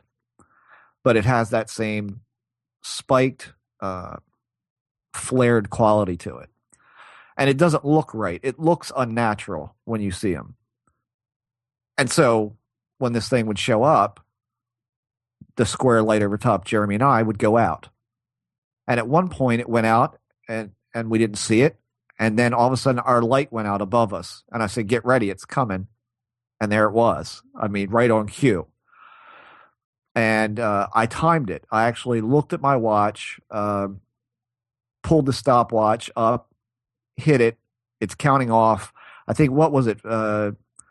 45 seconds, and then it went like almost a full minute, and then it went to 20 seconds, and then, I mean, it was all over the place. There was absolutely no pattern to the appearing and reappearing. You could not anticipate it, other than to say when the light went out above us, give it 1 Mississippi, 2 Mississippi, 3, and boom, there it is. And I think that happened so many times, and at that point, Jeremy was, this is absurd. We walked down into the parking lot. Well, actually, before we walked down to the parking lot, I had snapped off some photographs. Yes. And I was wondering, there are other people out here. And I was asking Jeff, I'm like, are they not seeing this? I mean, yeah. How are they not? They're in their conversations and they're not looking for it. And clearly, right. I was facing out. I mean, there must have been other people who were facing out as they were in conversation with their friends or family or whatever. Yeah. Why didn't they have any sort of giant light catch their eye? And one of the things we discovered in the parking lot was at some point it showed up and Jeff couldn't see it. And I'm like, Jeff, it's right there, dude. And he's like, I don't know what, I don't see it. And then I moved him in front of me or told him to stand where I'm standing. I don't remember which. And when he did, then he saw it. So that was clear that there's like a directional element to this. Yes. But I'll tell you what kind of got me, that I don't know why this thought popped into my head, but I usually would drop Jeremy off and his bus would already be there. It would already be pulled up to the dock, or it would be minutes before we'd pull in, because we're always late, right? And we'd pull in, and within, I don't know, 5 to 7 minutes, there's the bus, New York on the front. And we'd always see that. Well, I dropped him off, and I sat in the car and I thought, where's this bus? Like, it should be here. Because we were running absurdly late. I mean, we were cutting it really close. And it wasn't showing up. And I'm like, where's his bus? And he's standing there. I'm like, I'm not leaving him standing down here alone. I'm not pulling away. And as I walked across the parking lot, I just noticed how chaotic and how into their own actions everyone actually was. Everybody was looking at something or doing something or getting on a bus or getting off a bus. And I thought, you know what? This never pops into my head. It pops into my head when there's no one around, but never in a crowded place in the city. I said, how easy would it be to be sucked up into something while walking across this parking lot? Nobody's looking. Like, there could be something could stop over top of you, suck you up in a beam, and you're done. That's it. You're gone. And no one would probably ever notice. And I never have had that quite that bold a thought in a crowded city, in a relatively crowded place. And that was before I even got to the steps to think about this kind of stuff. So I don't know why that popped in my head. That was the one weird thing. But, as we walk into the lot, I said to Jeremy, I said, oh, great. Now we're going out into the lot where really no one is, right? So we're standing there. Meanwhile, where is Jeremy's bus? Unknown. And he did ask. I went in with him as he asked. Their answer, we don't know where it is. Okay? Yeah, I mean, ultimately it was 45 minutes late and they didn't know where it was. Right. And it didn't, wasn't it that it wasn't late? It never showed up at all. It never showed up, so they just gave us another bus. Exactly. Yes. And this with no answer as to what happened. Exactly. Yes. So there was that was really out of the ordinary, at least for, the picking up and dropping off of the Jer to New York. That never happened.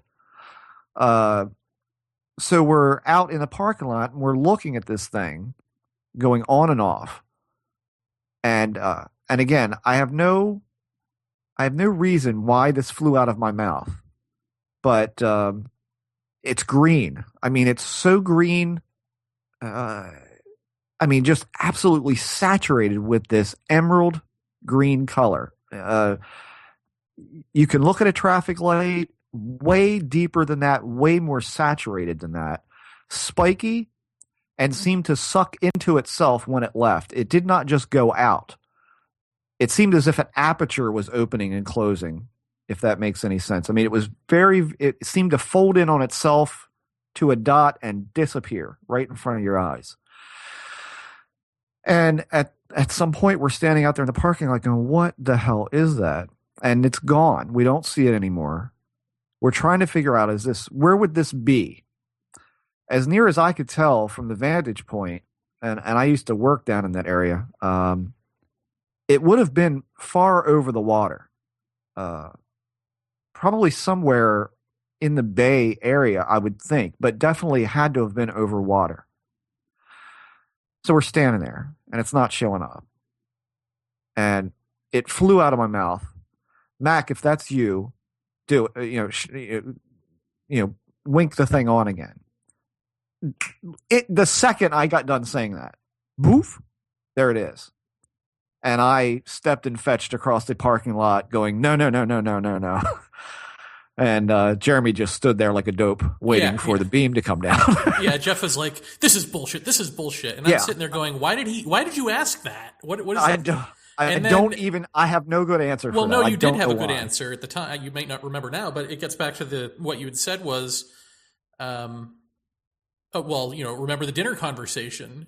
Well, yeah, this was an answer to my joke of, gee, I wonder if Mac Tonnies is, alien battery power, for a ship or something.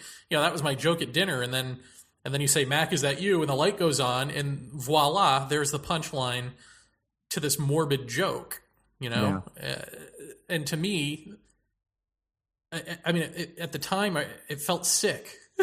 It felt sickly, but it also felt like, wow, that just happened. Like that communication just happened. Not that I really believe that was Mac Tonnies. That wasn't ever the point. Hell no. And again, no disrespect intended. But that happened. But that fucking happened. I mean, I made a joke. You asked the question. It responded in kind. I mean, that's just, what the hell do you do with that? And at the time, we were making it a big deal. I think that was sort of the start of our little campaign of no more secrets in this. People, we keep hearing these people who tell half a story and then they keep the rest of it private. And, I almost wonder now if that's not part of what this was about. Was like, all right, well, here's something. You guys going to use this or what? I almost wonder if that's what that was, but I don't know. I sort of feel like now, if we follow the trail of synchronicities, it's okay to talk about now. I wouldn't have felt good talking about it then. No. I mean, and that's the other thing is, here is kind of similar thing where, you've had this sighting now, and you've had it respond to something that you actually said while standing in a parking lot at a crowded bus station in a major metropolitan city.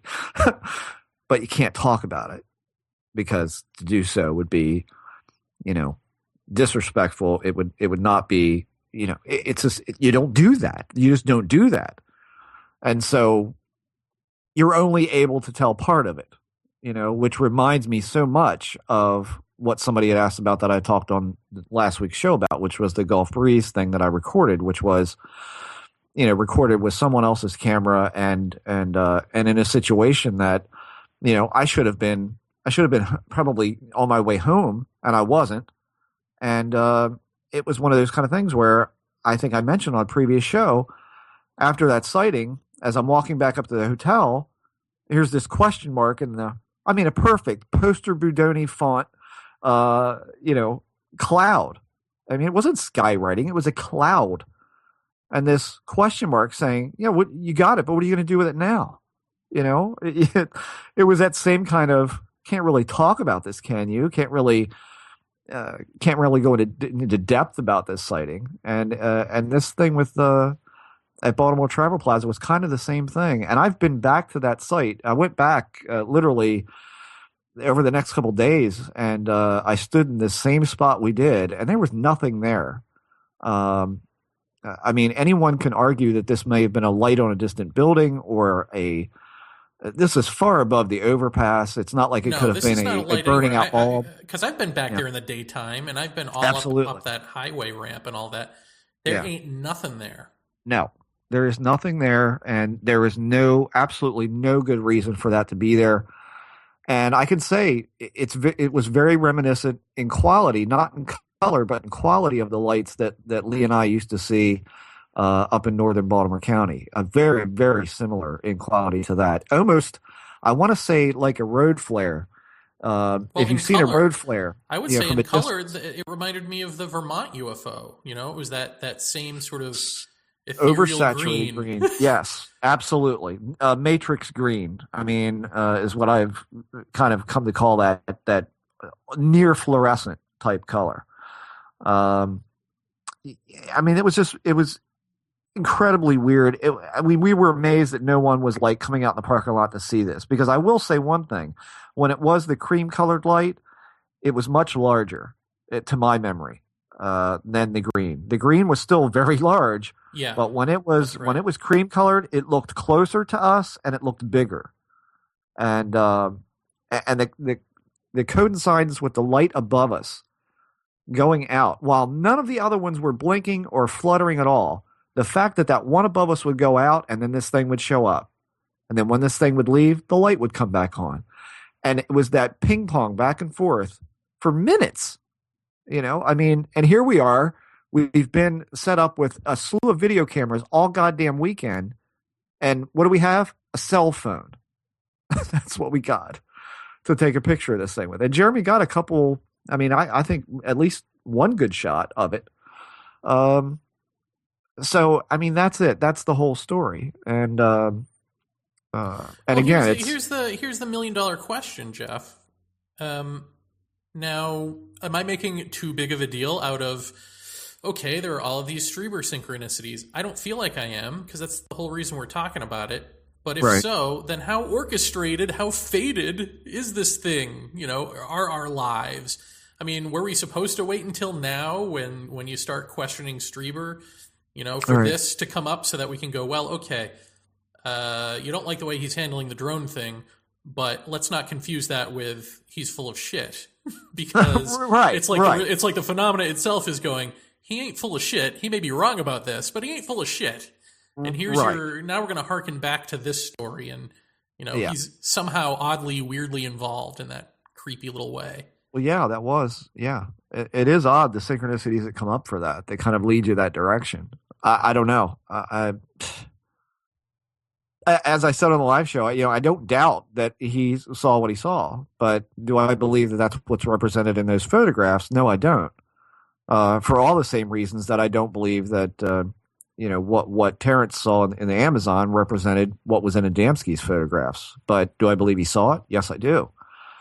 And I've heard way too many of them. I mean, I've mentioned, how many times do I have to mention the tractor trailer, the tanker truck over top of the barn, the upside down Starship Enterprise over the field? I mean, all of these things kind of say you can see all kinds of weird things in the sky, depending on, what are you thinking about? When the rural family doesn't see a craft of unexplained origin or make, no, they see something that they're familiar with, a tanker truck. That's what they see. I should make note in that story that I've probably never mentioned before is that they had 2 simultaneous days of sightings, and the second night over an adjacent building from the one that the tanker truck was floating over the night before, a building across their driveway, which was more of like a tool shed. The next night they saw 3 lights that then hovered over top at very low altitude, low enough that they were actually shining indirect light on the roof of the shed. And he said that these lights might as well have been, quote, in close encounters. They were so low. And had that same almost like bobbing, ghostly bob appearance to them as they were fluttering there above the shed. And he said these were not short sightings. These were long. I mean, these were a couple of minutes apiece. That's long. And so what do you make of that? That says to me, it will manifest what you are thinking about, or what you're familiar with, or what's in your skull to begin with. And so if Whitley was absorbed in, what are these drone things? This is fascinating. Look how clear these pictures are. What could they be? All of those things just responded in kind. Well, it ain't this.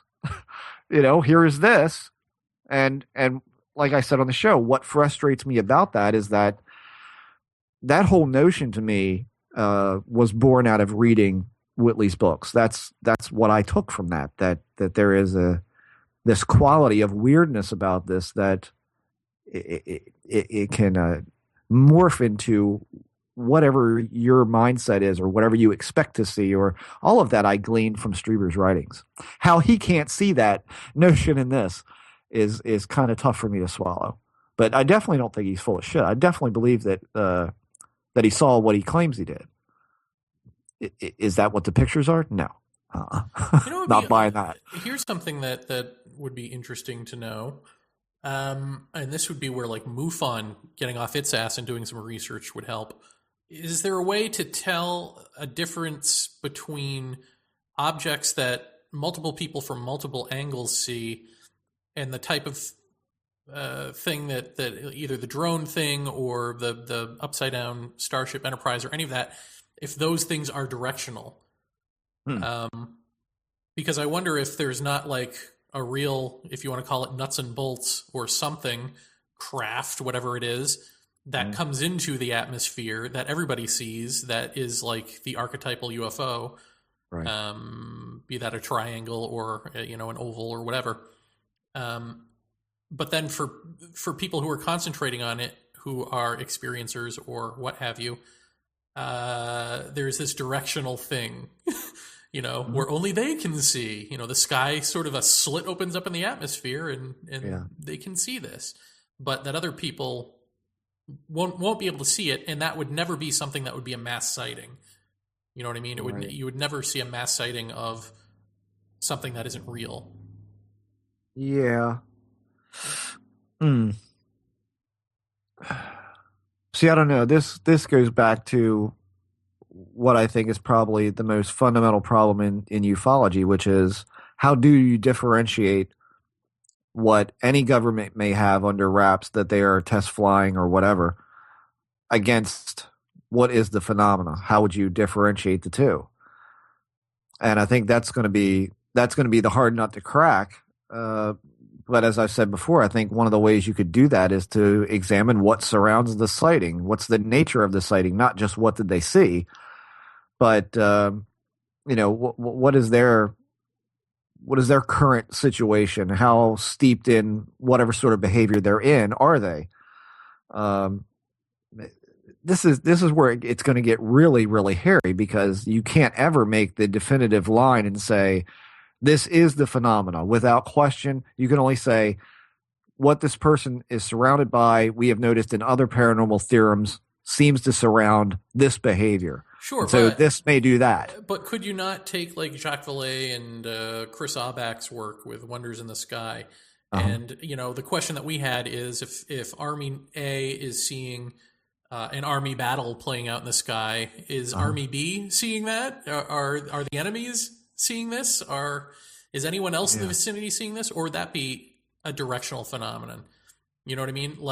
Because the thing that you had noticed, or that had sort of taken you aback, I guess, was just how many people throughout history have seen something that you could say was the same objects that people are reporting today. Right, the rod, yeah. As opposed to what we're talking about here with, perhaps directional phenomena. So I wonder if even back then, I guess you would have to ask them. Is there testimony from all around for everything, for just certain types of events, or maybe for nothing? Maybe they just don't have it. I don't know. Well, I mean, I think by far, to me, probably one of the most interesting parts of that book was back during the days of the plague, seeing cylinder-shaped UFOs over a town dispersing some kind of mist. And that, I guess, on the surface of it, you could easily say, the conspiracists could easily say they're you've got aliens here controlling the population. They're spraying the plague down into a town where it's going to break out in a matter of days, and that's what's going on here. That's how long the incubation period is for the plague. So there you are. There's the answer. But I wonder, if it's overtopped the town and it's spraying this mist, then why don't we have reports of people in the town saying this thing came and sprayed us and then we all got sick? Or no, we've got it from someone distant looking at this city or little township and seeing this happen, and then the plague breaking out there in a matter of days. That's what we have, or at least that's what I read out of his book. Are there reports from the town? Because certainly, if someone at a distance can see it, certainly the people in the town should be able to see it. But that's not what we read. So even if it's a group of people on the hill watching this thing spray a little town, that's still enough people on the hill to report it. And I think he mentioned on that program that was not a singular report, that was reported by other people. But I don't remember him saying anything about the township reported seeing this thing spray them, and there were particles in the air, or there was there came a dew on the skin of all peoples in the town, or anything like that. Like, you don't hear that. So do you look at that and go, it's directional, and it's not even so much, it's not such a literal interpretation as it is something like maybe what I said I'd never mention on this show, something like Mothman, where, people see this very weird thing that may or may not have anything to do with a silver bridge collapsing, but certainly precipitated previously that kind of event. And is it an omen? Is it and then what does that represent? What does a Mothman type creature have to do with the collapse of a bridge where people will lose their lives in drowning in cars and hypothermia and so on? I don't know. I mean, certainly the UFO account is a lot more literal. It's spraying a town and then the plague breaks out. What's a Mothman have to do with that? So I don't know. You've got this kind of thing that if you read Wonders in the Sky, you see is either doing one of two things. It's guiding mankind to follow a certain thing or pushing in a certain direction, and at times even saving someone's life who will go on to found a religion, or they are being seen previous to catastrophe or war or attack or death. And again, something like that, I wonder, is that is that like a Mothman type event where you've got appearances of the bizarre preceding mass chaos, or and certainly the Silver Bridge collapse was chaos beyond chaos.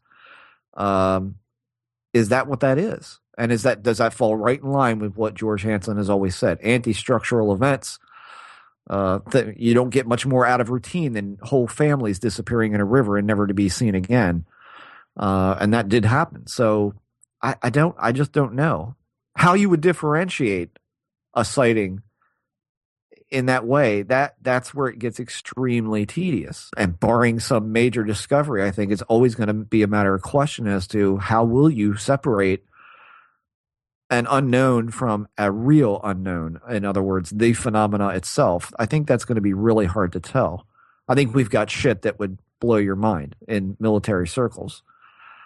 But will a sighting like that have a directional quality? Will it be surrounded by anti-structural behavior? Will it be reported by possibly someone in a marginal situation? Again, who knows? And just for the historical record, our sighting took place on October 25th, 2009. Mac Tonnies passed away on the 18th, but it wasn't known about for a number of days. I think the 22nd was when it first came to light that he had passed away. So 2009. Jesus. That was a long time ago, friend. That's ridiculous. It's 2012. I mean, really? And this is episode 160. 160? Episode 160? Yeah. What? We've done a lot of shows. Oh my God. I mean, that blows my mind. I cannot believe that. And that we're on the better side of heading towards 200 shows. Really? Ugh. Well, It's crazy. It's crazy. Let's get there. Our thanks to Philippe Mora for Yes. giving once again generously of his time, and of course being able to go wherever the conversation takes us. We'll be seeing you on the live show on Sunday, will we not? Yes. I'm probably going to Gettysburg, and I'm probably going to record quite a bit of audio out there in the field on Sunday, right before the live show. Actually, I'll probably get home in dire straits to make it to the live show on time.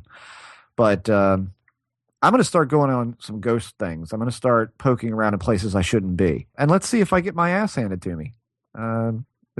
Stay tuned. By the authorities or by ghosts? Possibly both. Excellent. I look forward to that. Okay. Good night, everybody. Good night.